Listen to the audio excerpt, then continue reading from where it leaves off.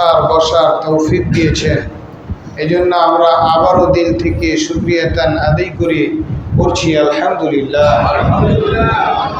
আল্লাহ পাক রব্বুল আলামিন পবিত্র কালামে হাকিমের মধ্যে ইরশাদ করে বলেন, ওয়ালাকাদ খালাকনাল ইনসানা মিন সুলালাতিন মিন তিন। আল্লাহ পাক রব্বুল আলামিন বলেন, আমি মানুষকে মাটির সারনির্যাস থেকে সৃষ্টি করেছি। বলেন সুবহানাল্লাহ। আমাদের এই দুনিয়ার জমিনে একটা সময় কোনো অস্তিত্ব ছিল না, কোনো অবস্থান ছিল না। বর্তমান সময় থেকে নয় শুরু করে ইতিপূর্বেও দুনিয়ার জমিনের যত দাপুটে ব্যক্তি, যত উঁচু ব্যক্তি, যত ধনী ব্যক্তি, যত দামি ব্যক্তি দুনিয়ার জমিনে আগমন করেছিলেন, তাদের দুনিয়ার জমিনে আসার পূর্বে দুনিয়াতে কোনো অস্তিত্ব ছিল না। ঠিক কিনা বলেন? বলতে পারেন হুজুর এটা তো সহজ কথা, আমরা সকলেই জানি। সহজ কথা আমরা জানি, কিন্তু আমাদের চিন্তায় থাকে না। দুনিয়াতে আসার পরে অবস্থান পেয়ে মনে হয় ইতিপূর্বেও আমি এমনই ছিলাম, আর আগামীতেও আমি এমনই থাকবো। আমাকে কেউ নড়চড় করাইতে পারবে না। একটু জবান খুলে বলেন ঠিক কিনা? মনে যায় রে আমি আজকের এই ব্যক্তি, আমি তো আগেও এরকম ছিলাম। মনের একটা ধারণা, মনের একটা খেয়াল, আমি যে অস্তিত্বহীন থেকে অস্তিত্ব পেয়েছি, আবার আমার এই অস্তিত্ব বিলীন হয়ে যাবে, এ কথা আমি স্মরণে রাখতে পারি না। আমার বর্তমান অবস্থা বিবেচনা করে আমি আমার অতীত এবং ভবিষ্যৎ চিন্তা করি। এটা চরম পর্যায়ের বোকামি। বলেন নাউজুবিল্লাহ। সম্মানিত মুসল্লিয়ানে কেরাম, আল্লাহ পাক রব্বুল আলামিন আমাদেরকে মাটির সারনির্যাস থেকে পিতামাতার মিলনের মাধ্যমে কত সুন্দর সুন্দর প্রক্রিয়া অতিক্রম করে, কত শত সহস্র ধাপ পার করার পরে এই দুনিয়ার জমিনের আলো আমাকে আপনাকে রব্বুল আলামিন দেখিয়েছেন, তা আমাদের অনেকেরই জানা না। ঠিক কিনা বলেন? আমাদের সকলের এই ব্যাপারে ধারণা আছে। আমরা শুধু জানি যে মায়ের পেট থেকে কেমনে যেন আসছি আর দুনিয়া এসে মানুষ হয়ে গেছে। কিন্তু মায়ের পেট থেকে দুনিয়ার জমিনে আসার পূর্বে আল্লাহ পাক রব্বুল আলামিন আমাকে আপনাকে কত অবস্থান পার করিয়েছেন। আল্লাহ পাক রব্বুল আলামিন বলেন, তোমরা নুতফা ছিলা, নুতফা থেকে তোমাদেরকে আলাকায় রূপান্তরিত করেছি, এরপরে মুদগায় রূপান্তরিত করেছি, এরপরে তোমাদের হাড় হুড্ডি দিয়েছি, গোশতের সঙ্গে হাড় দিয়েছি, এরপরে সেগুলি থেকে তোমাদেরকে তিল তিল করে বড় করেছি। যখন তোমাদের অস্তিত্ব দিয়েছি, এমন সংরক্ষিত জায়গায় তোমাদেরকে রেখেছিলাম, যেই জায়গায় দুনিয়ার জমিনের কোনো মানুষ তোমাদের জন্য কোনো খাবার পানীয় পৌঁছানোর শক্তি রাখে না। সেই জায়গায় আমি তোমার মায়ের নারীর সঙ্গে তোমার নারীর কানেকশন তৈরি করে দিয়ে তোমাকে তোমার মায়ের শরীর থেকে খাদ্য দিয়েছি, তিল তিল করে তোমাকে বড় করেছি। তোমার মায়ের পেটে তুমি তোমার মায়ের শরীর থেকে খাদ্য আহরণ করেছো। সেখানে কত ক্রিয়া প্রতিক্রিয়া ঘটলো, সেখান থেকে আল্লাহ পাক রব্বুল আলামিন আমাকে আপনাকে দুনিয়ার জমিনে নিয়ে আসলেন। এমন একটি রাস্তা দিয়ে আল্লাহ পাক রব্বুল আলামিন আমাকে আপনাকে দুনিয়ার জমিনে নিয়ে আসলেন, যেই রাস্তা দিয়ে দুনিয়ার জমিনের কোনো মানুষ ইচ্ছা করলে মানুষকে নিয়ে আসতে পারবে না। একটু জবান খুলে বলেন সুবহানাল্লাহ। এত সরু এবং ছোট রাস্তাকে তোমার জন্য উন্মুক্ত করে দিয়ে তোমাকে আমি দুনিয়ার জমিনে নিয়ে আসলাম, যেই রাস্তা দিয়ে আসতে গেলে আল্লাহ পাক রব্বুল আলামিনের অনুগ্রহ না থাকলে ওই রাস্তায় তোমার ইন্তেকাল হয়ে যাইতো। বলেন নাউজুবিল্লাহ। হয় না এমন ঘটনা আমরা শুনি না, যে বাচ্চা মাতৃগর্ভে থেকে ডেলিভারি হওয়ার সময় বাচ্চা আটকে মারা গেছে। কত ক্রিয়া প্রতিক্রিয়া অতিক্রম করে, কত দয়া, কত অনুগ্রহ, কত মায়া আমাকে আপনাকে আল্লাহ পাক রব্বুল আলামিন করে মাতৃগর্ভ থেকে দুনিয়ার জমিনে নিয়ে আসলেন। আমরা মানুষ হয়ে বড় হয়ে গেলাম, আমাদের আর কোনো চেষ্টা তদবিরের প্রয়োজন হয় নাই। কি বলেন, বিষয়টি এরকম? মাতৃগর্ভ থেকে পড়লাম গরুর বাছুরের মতো, গরু বিয়ানোর পরে ছাইড়া দিলে গরু একটু চাটাচাটি কইরা ওই বাছুরের শরীরটা যখন পরিষ্কার করে দেয়, বাছুরটা লাফ দিয়ে দাঁড়ায়, একবার দুইবার তিনবার চেষ্টা করতে করতে লাফ দিয়ে দাঁড়ায় দেয় ভৌদ। কি বলেন, এরকম করে না? গরুর বাছুরের দাঁড়াইতে তো সময়ও লাগে না, আবার খাইতেও সময় লাগে না, ইচ্ছা করে যায় মায়ের স্তনের সঙ্গে মুখ লাগায়। কিন্তু আল্লাহ পাক রব্বুল আলামিন আমাদেরকে সেই প্রক্রিয়ায় বড় করেন নাই। কত দয়া মায়া, কত অনুগ্রহ, কত ভালোবাসা দিয়া আমাকে আপনাকে আল্লাহ পাক রব্বুল আলামিন বড় করেছেন। কত আদর স্নেহ দিয়া, কত মায়া মমতা দিয়া আল্লাহ পাক রব্বুল আলামিন আমাকে আপনাকে বড় করেছেন, যার কোনো হদিস আমাদের কাছে নাই। একটু জবান খুলে বলেন সুবহানাল্লাহ। মায়ের আদর, বাবার আদর, দাদার আদর, দাদির আদর, নানার আদর, নানির আদর, প্রতিবেশীর আদর, চাচির আদর, খালার আদর, বড় বোনের আদর, বড় ভাইয়ের আদর, প্রতিবেশী বড় বোনের আদর, বড় ভাইয়ের আদর, প্রতিবেশী আত্মীয় স্বজন সকলের স্নেহ মমতায় গড়ে উঠে আল্লাহ পাক রব্বুল আলামিন আমাকে আপনাকে তিল তিল তিল তিল করে বড় করেছেন। বলেন সুবহানাল্লাহ। এমনি এমনি আমরা হয়ে যাই নাই এত বড়, এমনি এমনি আমাদের হাত পা বড় হয় নাই, এমনি এমনি আমরা মানুষ হয়ে যাই না। আল্লাহ পাক রব্বুল আলামিনের অসংখ্য অগণিত মায়া মমতা, দয়া, অনুগ্রহ আমাদের উপরে ছিল বিধায় আল্লাহ পাক রব্বুল আলামিন আমাদেরকে এ পর্যায়ে নিয়ে এসেছেন। সকলে আবারও জবান খুলে পড়ছি আলহামদুলিল্লাহ। এরপরেও আমরা অকৃতজ্ঞের মতো মাঝে মধ্যে যদি একটু ঋণে পড়ি, যদি একটু অসুস্থতায় পড়ি, যদি একটু বিপদে পড়ি, বলি আল্লাহ খালি আমারই চোখে দেখে, খালি আমারই বিপদে ফেলায়, আমার উপরে আল্লাহ একটু দয়া করলো না, আমাকে একটু আল্লাহ বাঁচাইলো না। ঠিক কিনা বলেন? এরকম অধৈর্য হয়ে যায় না? যদি একটু মেঘ বেশি হয়, আল্লাহ আমাদেরকে দেখলো না, দিল ফসলগুলো শেষ করে। যদি একটু রোদ বেশি হয়, এত গরম, আল্লাহর কি দয়া হয় না? আল্লাহ কি একটু ঠান্ডা দিতে পারে না? আল্লাহর যদি দয়াই না হইতো, আল্লাহ যদি অনুগ্রহই না করতো, তাহলে এই কথা বলারই তো তুমি সুযোগ পেতে না। বলেন সুবহানাল্লাহ। আল্লাহ পাক রব্বুল আলামিন আমাদেরকে এইভাবে দয়া করে, মায়া করে, অনুগ্রহ করে, ভালোবেসে তিল তিল করে দুনিয়ার জমিনে লালন পালন করছেন। এখনো পর্যন্ত আমরা আল্লাহ পাক রব্বুল আলামিনের দয়ার সাগরে হাবুডুবু খাইতেছি। আল্লাহ পাক রব্বুল আলামিন এক সেকেন্ড যদি আমাকে আপনাকে দয়া না করে, এই দুনিয়ার জমিনে আমাদের অস্তিত্ব থাকবে না।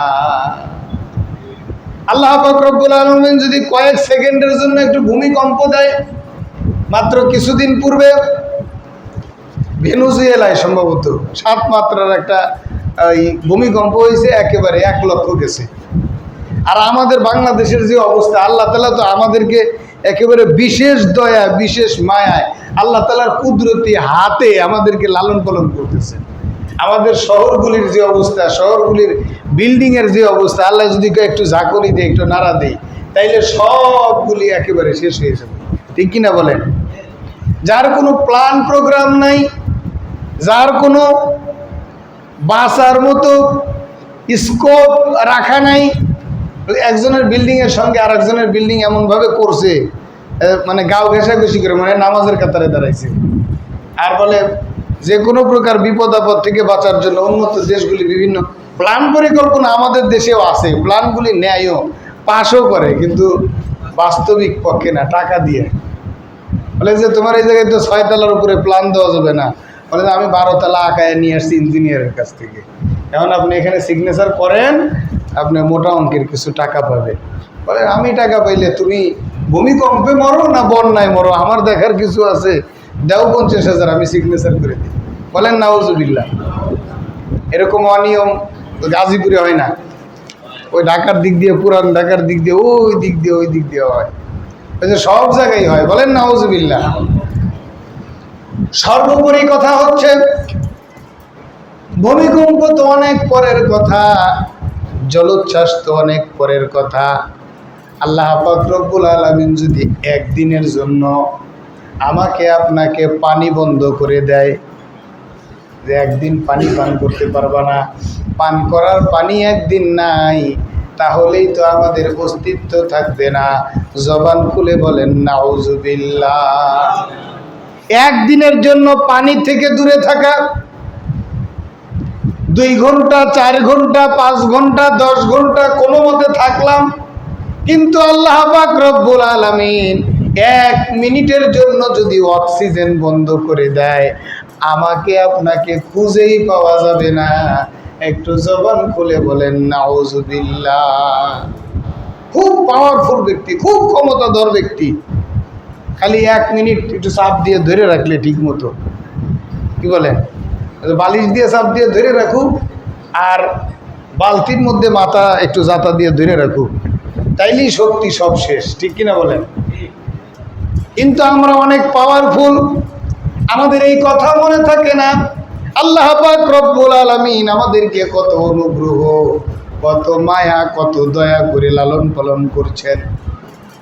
এখনো পর্যন্ত আমরা আল্লাহ পাক রব্বুল আলামিনের দয়া ছাড়া বাঁচতে পারি না।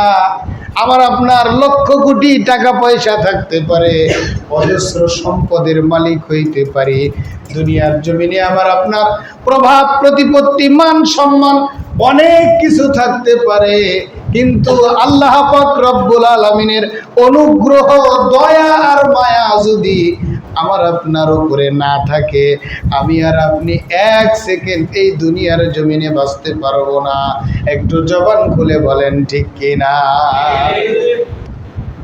সম্মানিত মুসল্লিয়ানে কেরাম, আল্লাহ পাক রব্বুল আলামিন আমাদেরকে এইভাবে লালন পালন করছে। আমরা মাছকে দেখি, মাছ সমুদ্রের অতল গহ্বরে, নদীর জলরাশির তলদেশে বসবাস করে, পানি ছাড়া মাছ বাঁচে না, ঠিক না? আল্লাহ পাক রব্বুল আলামিন আমাদেরকে এইভাবে এই অক্সিজেনের সাগরে ডুবাইয়া রাখছেন। বলেন সুবহানাল্লাহ। আমরা যা দেখি না কিন্তু গ্রহণ করি। এই যে অক্সিজেন আমরা গ্রহণ করি, আবার আমরা কার্বন ডাই অক্সাইড ছাড়ি, ঠান্ডাটা গ্রহণ করি, গরমটা বের করি। আমাদের ভিতরে আল্লাহ পাক রব্বুল আলামিন পার্সপাতি এমনভাবে সেট করেছেন, আমাদেরকে এমনভাবে সৃষ্টি করেছেন, আমরা শুধু পানি খাইলেই বাঁচবো না, শুধু ভাত খাইলেই বাঁচবো না, শুধু গোশ খাইলেই বাঁচবো না। এগুলি তো বাজার থেকে গিয়ে কিনে নিয়ে এসে বাড়িতে প্রসেস করে, প্রক্রিয়া করে, এরপরে ভক্ষণ করে খাইতে পারি। কিন্তু অক্সিজেনের বেলায় যদি এই অবস্থা হইতো, তাহলে আমাদের দুনিয়ার জমিনে আর বেঁচে থাকা লাগতো না। একটু জবান খুলে বলেন ঠিক কিনা। অক্সিজেনও আমাদের বাজার থেকে যদি কিনে নিয়ে আসা লাগতো, আর সিন্ডিকেট গ্রুপ যদি এই তথ্য পাইতো যে অক্সিজেন ছাড়া মানুষ বাঁচবে না, এই সিন্ডিকেট গ্রুপ অক্সিজেন সব স্টক কইরা আমাকে আপনাকে রাস্তার ফকির বানাইয়া শুধুমাত্র শরীরে 1 টুকরা কাপড় দিয়ে বলতো যা আছে সব দে, তাছাড়া অক্সিজেন দিব না। জবান খুলে বলেন ঠিক কিনা। পরে আমাদের উপায় ছিল কি? দেওয়া লাগতো, না দিয়ে আপনি যাবেন কোথায়? ওদের তো মায়া দয়া নাই, ওরা তো দেশের ভারসাম্য রক্ষা করে চলা বুঝে না। ওরা বুঝে আমি বড় লোক হব, সবাই ফকির হোক, আমি কোটিপতি হব, আমার অধীনস্থ সবাই থাকবে। অথচ আল্লাহ পাক রব্বুল আলামিন সব কিছু বান্দাদের জন্য সমান করে দিয়েছেন। বলেন আলহামদুলিল্লাহ। মৌলিক যে বিষয়গুলি ছাড়া আমি আপনি বাঁচবই না, এগুলিকে আল্লাহ পাক রব্বুল আলামিন ফ্রি করে দিয়েছেন। বলেন সুবহানাল্লাহ। আমার আপনার অনেকের সংরক্ষণে প্রচুর পরিমাণে স্বর্ণ আছে, 5 ভরি 10 ভরি স্বর্ণ আছে, খুব বাহাদুরি, মনে মনে খুব শান্তি যে আমার ঘরে 10 ভরি স্বর্ণ আছে। স্ত্রীও বলে যে একটা স্বামী পেয়েছি, বাড়িতে যায়, বাপের বাড়িতে যায়, সেটা সবার সঙ্গে পরামর্শ করে বলে যে আমার বাবা আমার এমন জায়গায় এমন ছেলে দেখে বিয়ে দিছে, আমার একেবারে কি বলে মাথার চুল থেকে নিয়ে শুরু করে পায়ের নখ পর্যন্ত স্বর্ণ দিয়ে সাজাইছে। ভালো, এটা খারাপ না, কিন্তু আমি যে বিষয়টি বলতে চাচ্ছি, এই স্বর্ণ যদি আমরা জীবনে কোনোদিন স্পর্শ না করি, কেউ মারা যাব? কেউ যদি কোনোদিন স্বর্ণ চোখেই না দেখে, এতেও তার কোনো ক্ষতি হবে না, অথচ স্বর্ণের দাম আকাশচুম্বী। বলে স্বর্ণ তো স্বাভাবিক বিষয়, হীরা মানিক মুক্তা জহরত যেগুলি স্বর্ণের চাইতেও দামি, যেগুলি অনেক বেশি দামি এবং মানুষের জন্য খুব কম দরকারি, আল্লাহ পাক রব্বুল আলামিন ওইগুলির দাম দুনিয়াতে বাড়াইয়া দিয়েছেন। আর যেগুলি মানুষের আবিষ্কার করা সম্ভব নয়, যেগুলি সব সময় মানুষের জন্য দরকার, যেগুলি ছাড়া মানুষ চলতে পারে না, এগুলি আল্লাহ পাক রব্বুল আলামিন ফ্রি দিয়েছেন। বলেন সুবহানাল্লাহ। একেবারে ফ্রি। অক্সিজেন ছাড়া আমি আপনি চলতে পারি না, আল্লাহ পাক রব্বুল আলামিন অক্সিজেন দিয়ে দিয়েছেন ফ্রি। বলেন সুবহানাল্লাহ। গবেষকগণ গবেষণা করে দেখেছেন, মানুষের যদি পয়সা খরচ করে অক্সিজেন আবিষ্কার করে বেঁচে থাকা লাগতো, তাহলে মানুষ দুনিয়ার জমিনে জীবিত থাকতে পারতো না। বলেন সুবহানাল্লাহ। এই অক্সিজেন আল্লাহ পাক রব্বুল আলামিন ফ্রি দিয়েছেন। রোগীর জন্য যখন অক্সিজেন লাগে, অক্সিজেন যখন সে প্রাকৃতিক অক্সিজেন স্বাভাবিকভাবে গ্রহণ করতে পারে না, তাকে যখন অক্সিজেন দেওয়ার প্রয়োজন হয়, এই অক্সিজেন কিনতে গেলে মানুষ পাগল হয়ে যায়, বলে যে এত টাকার অক্সিজেন কেমনে কিনবো, আবার সময় মতো পাওয়াও যায় না। যদি একটু রোগীর চাপ বেশি হয়, যদি ক্রাইসিস মোমেন্ট হয়, তাইলে তো আরো খবর আছে, আরো বাঁচার উপায় নাই, জবান খুলে বলেন নাউজুবিল্লাহ। আল্লাহ পাক রব্বুল আলামিন প্রাকৃতিক নিয়ামত এই অক্সিজেন দিয়ে ভরপুর করে দিয়েছেন। বলেন সুবহানাল্লাহ। আমাদের ক্রয় করা লাগে না, এরপরে আমরা পানি পান করি, আমাদের পানিও ওইভাবে ক্রয় করা লাগে না, ঠিক কিনা বলেন? বাড়িতে একটা সাবমার্সিবল বসাই নিছি, বছরের পর বছর ইচ্ছা মতো পানি খেতেছে, একটু গরম লাগলেই বলে যে মোটর, ওই মোটরের সুইচটা দিয়ে একেবারে ডাইরেক্ট পানি নিয়ে আসো। এরপরেও না হলে বলে ফ্রিজের মধ্যে একটু ঠান্ডা পানি আছে, ওইটা আবার মিক্সার করো, মিক্সার করে আরেকটু ঠান্ডা করো, একেবারে কলিজা যাতে করে ঠান্ডা হয়। আল্লাহ পাক রব্বুল আলামিন বলেন দিলাম তোকে, খা, কলিজা ঠান্ডা করার জন্যই দিলাম, রহমত দিয়া দয়া মায়া দিয়া ভরপুর করে দিলাম, কিন্তু তুমি খাও, আমার রহমত আমার অনুগ্রহ নাও, আর আমার ইবাদত বন্দেগী করো। বলেন সুবহানাল্লাহ। আল্লাহ পাক রব্বুল আলামিন এত দয়া দিয়া, এত মায়া দিয়া, এত অনুগ্রহ দিয়া, এত নাজ নিয়ামত দিয়া আমাকে আপনাকে ভরপুর করে দিলেন, কোনো দিক দিয়ে কমতি রাখলেন না। বলে আমার খুব অভাব, পেটের খবর কি? বলে সকালবেলা খাইছি। বলে দুপুর বেলার খবর কি? কয় দুপুরেও বিবি সাহেবা দেখছি একটু মাছ রান্না করছে সবজি দিয়া, ওইটা যায় খাবো। ওইটা খাওয়ার পরে বলে অভাব চলতেছে না, বাজারে গিয়ে আবার পেঁয়াজু কিনে খায়, আসরের পরে এইটা খায়া বুক জ্বলে, ডাক্তারের কাছে যায়, আবার গ্যাস্ট্রিকের ওষুধ খায়, ওষুধ খায় সেটা বন্ধু বান্ধবের সাথে বসে আবার দুধ চা খায়। কি বলেন? মানে যেইটাই যত সমস্যা বাড়ে, ওই সমস্যার জিনিসে আরো খাইতে থাকে, অভাব চলতেছে। কিন্তু বন্ধু বান্ধবের সাথে গল্প করে আমার অভাব চলতেছে, অর্থনৈতিক অবস্থা ভালো না, ব্যবসা বাণিজ্য খুব একটা চলতেছে না, মোটামুটি কোনো মতে চলতেছে। রাত্রিতে বাড়িতে ফিরে আসার আগে পেট লোড, বাড়িতে এসে কয় বাজারে গেছিলাম, একটু বন্ধু বান্ধবের সাথে বসে এনে খাওয়া হয়ে গেছে, আচ্ছা দেও দেখি কিছু থাকলে এটা খাইয়া এরপরে ঘুমাই। এরপরে বাড়িতে শেষমেশ যা থাকে সব সাফ করে ধুইয়া এরপরে ঘুমায়। তার মানে অভাবটা হচ্ছে কৃত্রিম অভাব, আমাদের মনের অভাব। আল্লাহ পাক রব্বুল আলামিন এত অভাব আমাদের মুখে থাকার পরেও আমাদের পেটটা ভরপুর করে রাখেন। বলেন আলহামদুলিল্লাহ। কোন দিক দিয়ে আল্লাহ পাক রব্বুল আলামিন কমতি রাখেন না। মাঝে মধ্যে যেই কমতিগুলি আমার আপনার মধ্যে হয়ে যায়, এই কমতিগুলিও হয় আমাদের প্রয়োজনে, আমাদের কল্যাণে। বলেন আলহামদুলিল্লাহ। আল্লাহ পাক রব্বুল আলামিন এত নাজ নিয়ামত দিলেন, এত বারাকা দিলেন, এত ফজিলত, এত সম্মান আমাকে আপনাকে, এত ইজ্জত আবরু দিলেন, এত নাজ নিয়ামত দিলেন, এত ভালোবাসা দিলেন, দিয়ে আমাকে আপনাকে আল্লাহ পাক রব্বুল আলামিন লালন পালন করেছেন।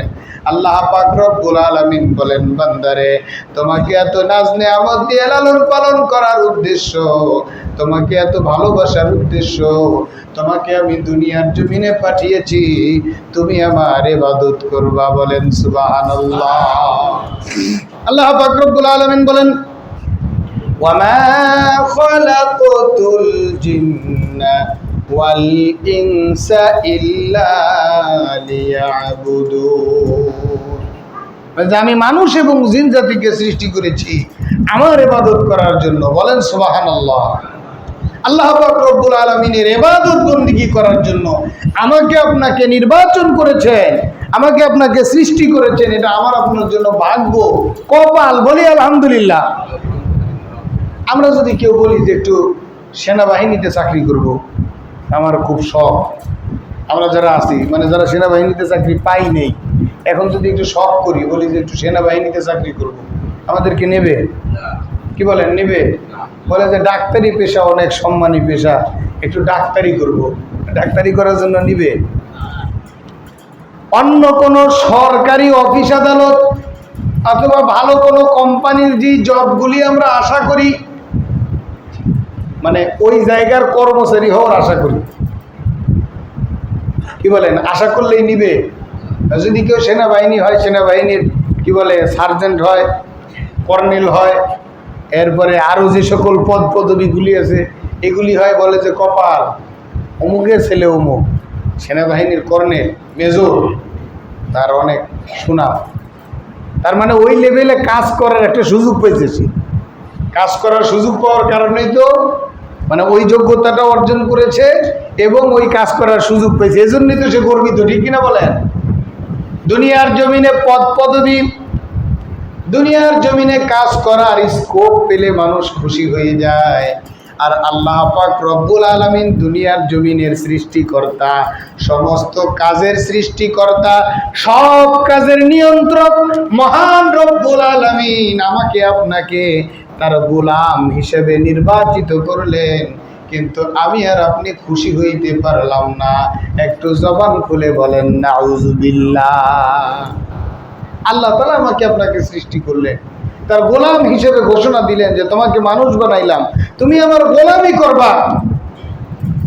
কিন্তু আমি আপনি আল্লাহ তাআলাকে বলি যে সবাই নাই। বলেন নাউজুবিল্লাহ। আর একটু জবান খুলে বলেন নাউজুবিল্লাহ। বলে আমার তো চাকরি বাকরি অনেক ঝামেলা, ব্যবসা বাণিজ্য অনেক ঝামেলায় আছি, নামাজ পড়বো কখন, হালাল হারাম মানবো কখন, কোরআন হাদিসের ধারে কাছে আসবো কখন, অনেক ব্যস্ত মানুষ আমি। আবার আমরাও তাদেরকে ওইভাবেই মূল্যায়ন করি যে অমুক ব্যক্তি এত বড় ব্যবসায়ী, এত বড় চাকরিজীবী, আসলে উনি খুব ব্যস্ত, কখন কোরআন পড়বে, উনি কখন নামাজ পড়বে, উনি কখন আল্লাহর বন্দিগি করবে, এই সময় কি তারা আছে? সে তো অনেক ব্যস্ত। বলেন নাউজুবিল্লাহ। দুনিয়ার জমিনে মানুষের ব্যস্ততা হবে আল্লাহর ইবাদতকে কেন্দ্র করে। আল্লাহ পাক রব্বুল আলামিনের হুকুমের কাছে কোনো মানুষ ব্যস্ততা উপস্থাপন করতে পারবে না। মানুষের ব্যস্ততা হবে আল্লাহ পাক রব্বুল আলামিনের ইবাদত বন্দেগী ঘিরে। একটু জবান খুলে বলেন ঠিক কিনা? ওই যে বড় ব্যবসায়িক, ওই যে বড় পদধারী ব্যক্তি অথবা খুব ব্যস্ত মানুষ যাকে আমরা ওইভাবে মূল্যায়ন করি, অথবা আমি আমার জায়গায় আমার নিজেকে আমি ব্যস্ত মনে করি, কর্মজীবী মনে করি, সাকসেসফুল মানুষ মনে করি, এই আমাকে আপনাকে ওই ব্যস্ত ব্যক্তিকে, ওই পদধারী ব্যক্তিকে, ওই বিজনেসম্যানকে দুনিয়ার জমিনে যেই মানুষটা আসলো, ওই ব্যক্তির জন্য কি আল্লাহ পাক রব্বুল আলামিনের অনুগ্রহ বিন্দু মাত্র কম ছিল? যদি বিন্দু মাত্র কম থাকতো, আল্লাহ পাক রব্বুল আলামিন যদি তার একটা চোখ না দিতেন, সে কি সেনাবাহিনীর কর্নেল মেজর হইতে পারতেন? আগেই পচ্চা, ও চাকরিতে ওকে এলাও না। আল্লাহ তাআলা একটু অনুগ্রহ করে নেই, একটা চোখ দেয় নেই, এক চোখ কানা, মনে হচ্ছে যাও রাস্তায় গিয়ে ভিক্ষা করে খাও। সেনাবাহিনীতে জায়গা নেই, পুলিশ বাহিনীতে জায়গা নেই। তা পুলিশে কানা লোক নেয় নাকি আপনাদের জানা মতে? সেনাবাহিনীতে কানা লোক নেয়? এরপরে আল্লাহ পাক রব্বুল আলামিন যদি তোমাকে ওই বড় ব্যবসায়িক হওয়ার জন্য, বড় ব্যস্ততা সম্পন্ন লোক হওয়ার জন্য আল্লাহ পাক রব্বুল আলামিনের বিন্দু মাত্র অনুগ্রহ যদি কম থাকতো, তোমার মাথার তার একটা যদি একটু ঢিলা করে দিত, তুমি হয়ে যাইতা পাগল। রাস্তায় রাস্তায় তোমার পচা নোংরা খাবারগুলি খুইটা খুইটা খাওয়া লাগতো। বলেন নাউজুবিল্লাহ। ওই বড় লোকই, ওই ফ্যাশন সব ছুটে যাইত। তুমি কার কাছে ব্যস্ততা দেখাও? এই জন্য আল্লাহ পাক রব্বুল আলামিন বলেন, কাইফা তাকফুরুনা বিল্লাহি ওয়া কুনতুম আমওয়াতান ফাআহইয়াকুম সুম্মা ইউমীতুকুম সুম্মা ইউহয়ীকুম সুম্মা ইলাইহি তুরজাউন। বলেন সুবহানাল্লাহ। আল্লাহ পাক রব্বুল আলামিন বলেন, কাইফা তাকফুরুনা বিল্লাহ, তোমরা আল্লাহ পাক রব্বুল আলামিনের সঙ্গে নাফরমানি কিভাবে করো? আল্লাহ পাক রব্বুল আলামিনের হুকুমকে বৃদ্ধাঙ্গুলি কিভাবে দেখাও? তোমরা কিভাবে আল্লাহ পাক রব্বুল আলামিনের হুকুমকে অমান্য করো? তোমাদের অস্তিত্ব ছিল না, আল্লাহ পাক রব্বুল আলামিন অস্তিত্ব দিলেন, জীবন দিলেন। এই দুনিয়ার জমিনে তুমি কতদিন থাকবা? মাত্র কিছুদিন থাকার পরে তোমাকে আবার মৃত্যুবরণ করতে হবে। মৃত্যুবরণ করেই শেষ হবে না, তোমাকে আবার জীবিত করা হবে। তোমাকে এত রহমত, এত দয়া, এত মায়া, এত নাজ নেয়ামত দিয়া তিল তিল করে মাতৃগর্ভে আসার থেকে নিয়ে শুরু করে দুনিয়ার জমিন থেকে বিদায় নেওয়ার পূর্ব মুহূর্ত পর্যন্ত কত শত সহস্র হাজার কোটি দয়া মায়া অনুগ্রহ দিয়া আল্লাহ পাক রব্বুল আলামিন তোমাকে লালন পালন করলেন আর ভরণ পোষণ করলেন। আল্লাহ পাক রব্বুল আলামিনের কাছে এর হিসাব দিতে হবে, এর হিসাব দিতে হবে। আল্লাহর দেওয়া অক্সিজেন নিয়ে বেঁচে আছো, আল্লাহর দেওয়া রিজিক খাইয়া বেঁচে আছো, আল্লাহর দেওয়া অনুগ্রহে বেঁচে আছো, আর আল্লাহ পাক রব্বুল আলামিনকে কাজের ব্যস্ততা দেখাচ্ছ, অলসতা করে বসে আছো যে আমার আল্লাহর হুকুম মানার সময় নাই, আমি ব্যস্ত, আমার চাকরি, আমার ব্যবসা, আমার কাজকর্ম, আমার দুনিয়া, আমার মান সম্মান। আল্লাহ পাক রব্বুল আলামিন পাই টু পাই হিসাব নিবেন, যেমন দিচ্ছেন তেমন হিসাব নিবেন। হিসাব না দিয়ে আমাকে আপনাকে আল্লাহ পাক রব্বুল আলামিন এক পাও নড়ার সুযোগ দিবেন না। একটু জবান খুলে বলেন নাউজুবিল্লাহ। এই জন্য আল্লাহর হাবিব সাল্লাল্লাহু আলাইহি ওয়াসাল্লাম নিজেও বেশি বেশি দোয়া করতেন, উম্মতকেও বেশি বেশি দোয়া করার জন্য শিখায় দিয়েছেন, আল্লাহুম্মা হাসিবনি হিসাবান ইয়াসীরা। আল্লাহ তুমি আমার হিসাবটা সহজ করে দিও। তুমি যদি হিসাব চাও পাই টু পাই, হিসাব দেওয়ার কায়দা আছে? হিসাব থেকে যদি বাঁচতে চাই, আল্লাহ পাক রব্বুল আলামিনের হুকুমের কাছে কোন প্রকার ব্যস্ততা দেখানোর সুযোগ আমাদের নাই। জবান খুলে বলেন ঠিক কিনা? আল্লাহ পাক রব্বুল আলামিনের বিশেষ করে ফরজ বিধানগুলি আমরা লঙ্ঘন করতে পারবো না। একজন মুসলমান, একজন ইমানদার, তার সম্মুখে কোনো অপশন নাই যে সে নামাজ পরিত্যাগ করবে। আল্লাহ পাক রব্বুল আলামিন অপশন রাখেন নাই, কিন্তু নামাজের ব্যাপারে আমরা চরম পর্যায়ের গাফিলতি দেখাই, উদাসীনতা দেখাই।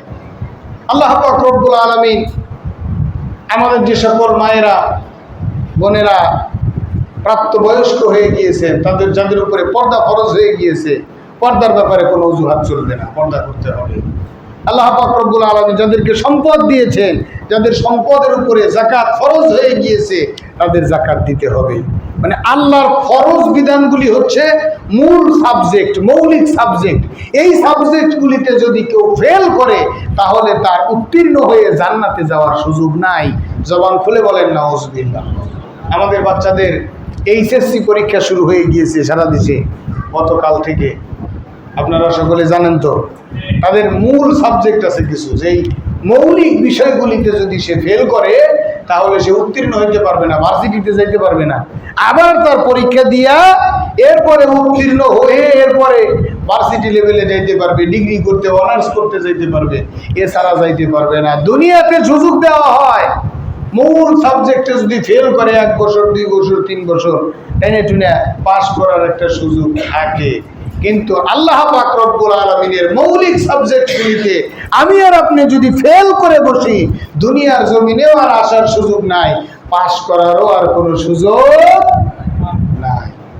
এই জন্য সম্মানিত মুসল্লিয়ানে কেরাম, সম্মানিত